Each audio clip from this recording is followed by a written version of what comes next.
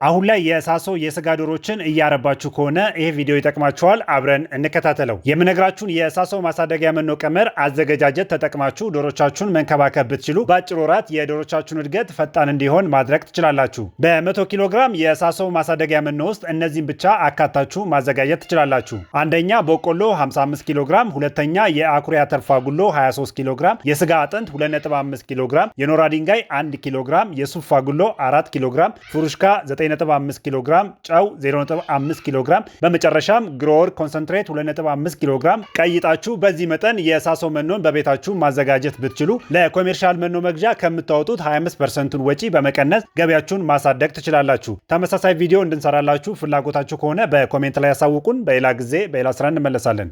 ድርጅታችን ኢትዮ የዶሮ እርባታ እነዚህን 3 አገልግሎቶች በማቅረብና ድጋፍና ክትትል እያደረገ እንገኛለን። አንደኛ የ2 ወር ቄብ ዶሮችን በተመጣጣኝ ዋጋ እናቀርባለን። ሁለተኛ የዶሮ እርባታ ስልጠና ለ6 ቀን የሚቆይ ከሰኞ እስከ ቅዳሜ በቲዮሪና በተግባር የተደገፈ ስልጠናዎችን እናሰለጥናለን። ሶስተኛው የዶሮ መኖ አዘገጃጀት ስልጠና ለ3 ቀን የሚቆይ እናሰለጥናለን። እንዲሁም ጥራቱን የጠበቀ መኖም እናቀርባለን። እነዚህን ሁሉ አገልግሎቶች ከኛ ድርጅት ታገኛላችሁ። አድራሻችን አዲስ አበባ መሃል መገናኛ እንገኛለን። ለበለጠ መረጃ ከታች በተቀመጠው ስልክ ብትደውሉ ታገኙናላችሁ።